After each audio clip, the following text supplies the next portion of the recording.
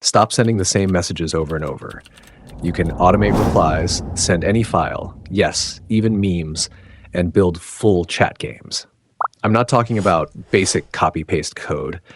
We're going to build a production-ready Telegram bot with Python in this 10-minute sprint, covering everything from the first command to advanced database integration. The clock is ticking. Let's get the project set up.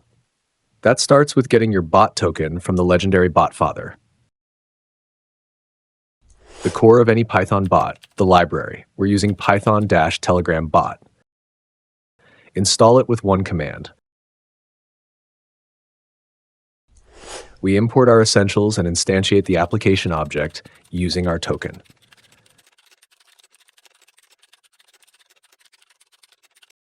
This is the heart of your bot. Every command is an event handler. To make our bot say hello, we use the start function and the command handler to link it up. Run the application with run polling. This tells the bot to constantly check Telegram for new messages. Boom, your bot is alive. We also need a generic message handler. The message handler with filters.text catches any text that isn't a command. That's the basic loop. Python takes the message, the handler processes it, and the bot replies. You've got the foundation of Python automation. Let's level up, sending media. To send a meme, we use send photo. Your bot needs the file path or a URL.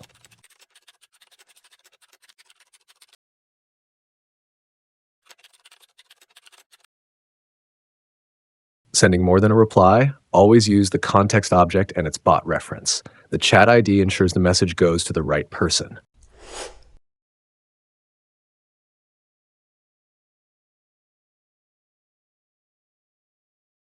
Basic state management is key for multi-step conversations. We use the context.userData dictionary to remember a user's preference.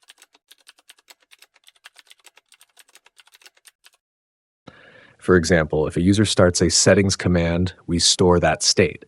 This is how we handle user input outside of simple commands. Now for the tricky stuff, making your bot reliable. We need user input validation to prevent crashes from bad data. If a user sends text instead of a number, the try-except block handles the error gracefully, sending a friendly error message instead of crashing the program. What we've built is a smart parrot. But to make your bot truly smart and remember everything, you need the one tricky Python technique that lets it save data forever: database integration.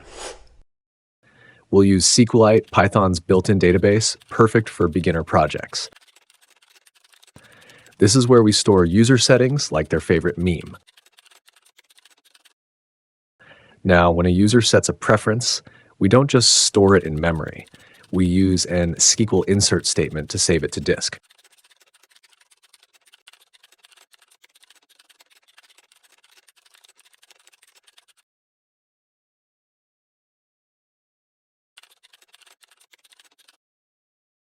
We now have persistence. This is the heart of Python automation for customized responses. We can retrieve the user's preference later to send a personalized meme.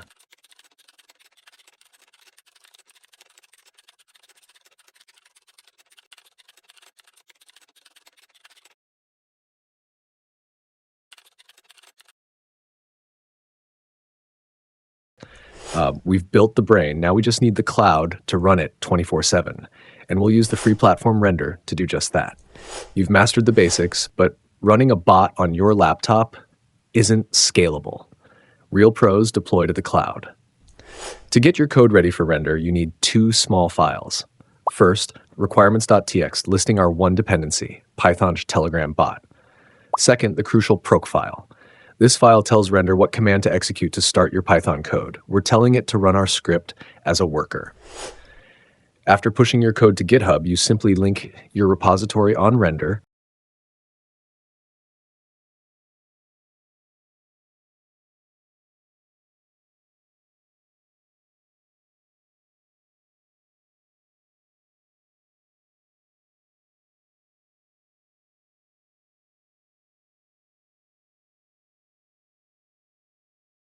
Set the start command to python mainbot.py and choose the free worker instance type.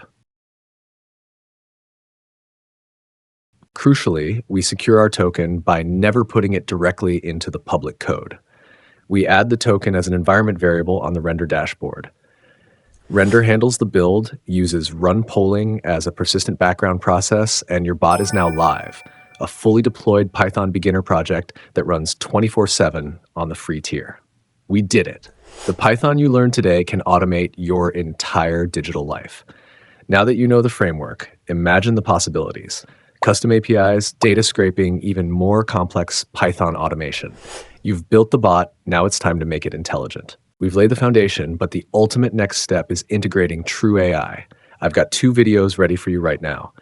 Build AI agents and build AI assistants.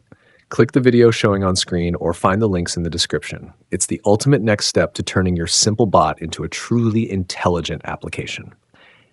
If this hyper-compressed tutorial helped you, do me a huge favor. Like the video, comment your biggest challenge in building a real-world system, share this with a fellow developer, and subscribe for more high-value content and tutorials that put your skills to the test. See you in the next video.